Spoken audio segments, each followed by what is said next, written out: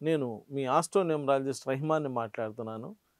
ఎన్నో సంవత్సరాలుగా అసలు ఆస్ట్రాలజీ అంటే ఏంటి, న్యూమరాలజీ అంటే ఏంటి, పామిస్ట్రీ అంటే ఏంటి, గ్రాఫాలజీ అంటే ఏంటి, ఫేస్ రీడింగ్ ఏంటి, సిగ్నేచర్ అనాలిసిస్ ఏంటి, మ్యారేజ్ డేట్స్ ఎలా ఉండాలి ఏంటి అనేటువంటి దాని మీద మీకు ఎన్నో కార్యక్రమాల్లో ఎంతో చక్కటి అవగాహన కల్పించడం జరిగింది.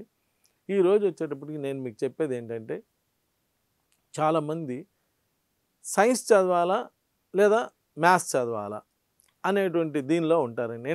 10th అయిపోయినాక 10th తర్వాత ఏ కోర్స్ తీసుకోవాలి, ఏ కోర్స్ తీసుకునే మనం రాణిస్తాము అనేటువంటిది సంశయంలో ఉంటారు.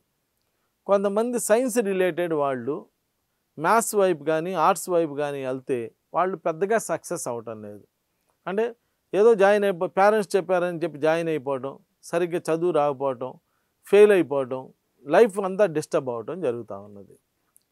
కొంతమంది సైన్స్ రిలేటెడ్ కాని వాళ్ళు సైన్స్ గ్రూప్ తీసుకొని బాగా చదువుతున్నాడు కదా అని చెప్పి సైన్స్ గ్రూప్ తీసుకొని డాక్టర్లు అవి కూడా లైఫ్ సఫర్ అవుతున్నటువంటి వాళ్ళు ఉన్నారండి. డాక్టర్స్ చదివేసి డాక్టర్ అయినాక కూడా సరైన ప్రొఫెషన్లోకి వెళ్ళలేకపోవటం, మళ్ళీ జాబ్ లేకుండా ఇబ్బంది పడటం, ప్రొఫెషన్ కూడా సరిగ్గా కలిసి రాకపోవడం ఇలా కూడా జరుగుతూ ఉన్నది. అంటే భగవంతుడే నిర్ణయించాడండి ఏ ప్రొఫెషన్ వాళ్ళు ఏం పని చేయాలి, ఎటు వాళ్ళు ఎటు వెళ్ళాలి అనేది. సో 10th క్లాస్ చదివేటువంటి పిల్లలు రేపు పొద్దున ఇంటర్మీడియట్లో వీళ్ళకి సైన్స్ బాగుంటుందా, మ్యాథ్స్ బాగుంటుందా, ఆర్ట్స్ బాగుంటుందా, ఏది కామర్స్ బాగుంటుందా, ఏది తీసుకుంటే ఈ పిల్లలు సక్సెస్ అవుతారో ఒక్కసారి నన్ను కలవండి. ఎందుకంటే ఆల్రెడీ జాయిన్ చేసేసి ఆ పిల్లలు అనవసరంగా డిస్టర్బ్ అవ్వటం వలన మీరు సాధించేదైతే ఏమీ లేదండి. పిల్లల లైఫ్లు పోతాయి, మీ జీవితాలు కూడా పాడైపోతాయి.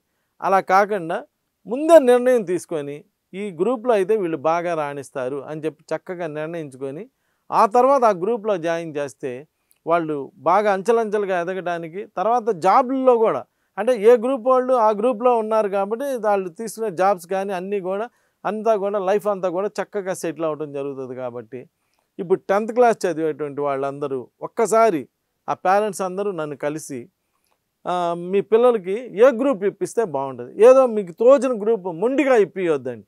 అలా ఇప్పేయటం వల్లే పిల్లల లైఫ్లు చాలా పాడైపోతున్నాయి. కాబట్టి అలా మొండిగా ఆలోచించకుండా ఒక మంచి గ్రూప్ ఇప్పించండి.